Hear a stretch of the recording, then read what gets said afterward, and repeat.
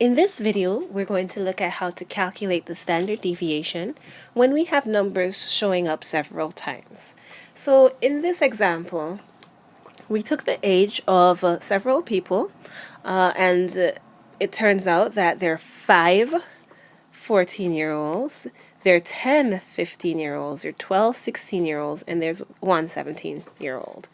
Now, of course, we could totally just list 14 5 times, but instead of doing that, we just put 14 in a table and said, okay, that shows up 5 times. Now, how do we find the standard deviation in this case?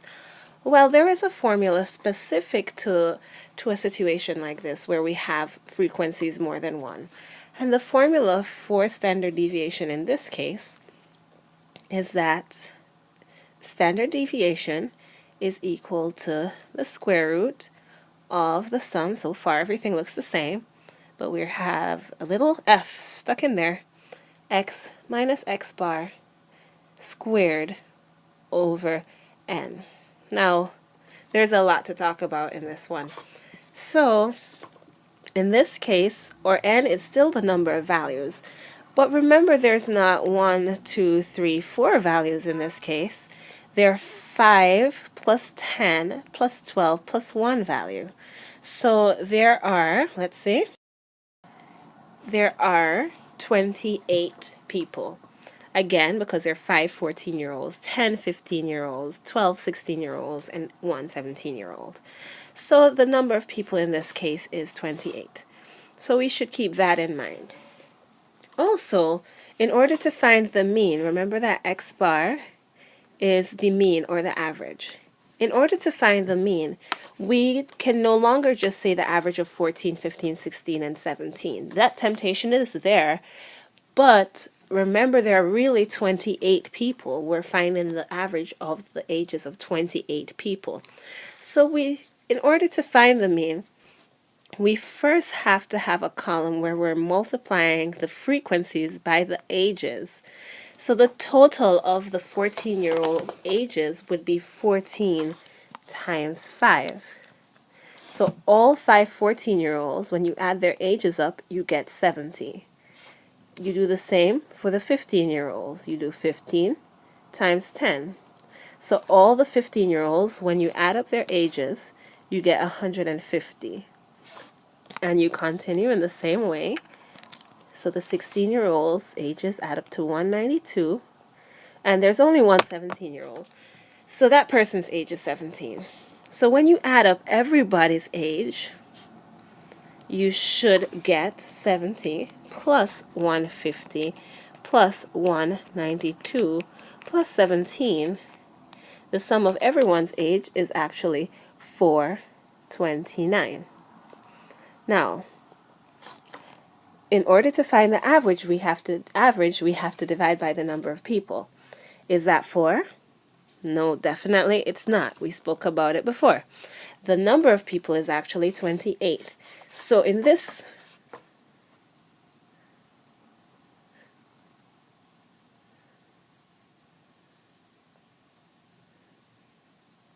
okay, so the number of people is actually 28. So in this case, our average is 429 divided by 28, which is 15.32, approximately 15.32. Now, in the context, does it make sense? We have a bunch of 14-year-olds, 15-year-olds, 16-year-olds, and 17-year-olds. It does make sense that the average would be approximately 15.32. So always do a quick check to make sure you've done everything right there before you move on. Okay, so now we're ready to plug into our formula. And so we have to do x minus the average of x according to the formula in parentheses. Then we have to square it. So we have a column for x minus the average of x squared. And to make a little bit of room, I'm going to move this over a bit. Oh, cannot. Let's see. Nope, can't. All right, that's all right. So we need one more column. and we'll figure out where to put that. But it will be f times x minus the average of x squared. We'll get that in somehow. Okay, so let's go ahead and work across, because it might be a little faster if we work across each row instead of down each column. So in the first case, our x value is 14, right here, and we have to subtract our average, which is 15.32, and we get that the x minus average of x is 1.32. Then we have to square that value. Negative 1.32. Then we have to square that value, and we get 1.74. Then we have to take that value, 1.74, and multiply it by its frequency, which is 5, and we get 8. I'm going to just stick this right here, 8.71 approximately. Now we have to do the same thing for the next row. 15, which is our x value, minus 15.32, which is our average, and we get negative 0.32. Then we have to square that value, and we get 0.102. Then we have to take that value and multiply by its frequency, which is 10, and we get 1.02.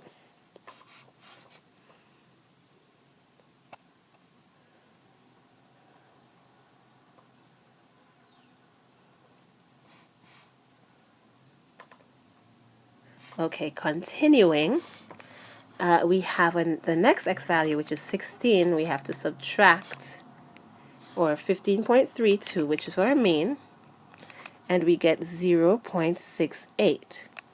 We have to square that value, and we get 0.462, and then we have to multiply by its frequency, which is 12, and we get 5.55 approximately. And finally, same thing for our last row, 17 minus the mean, we should get 1.68. Square that value, we should get 2.82, and then multiply by its frequency, which is 1, so we actually didn't have to do anything there, and we get 2.82. So now we've finished all the values that we need in order to plug into our formula. So the sum of f times x minus x bar squared would be the sum of that column. So add up all the numbers and you should get 18.1. But that's not our answer. So when you add up those numbers, you get 18.1. Now we could put it into our formula. Standard deviation is equal to that value, the sum of everything we just did, over n. And remember, n is not 4 because there are 4 ages.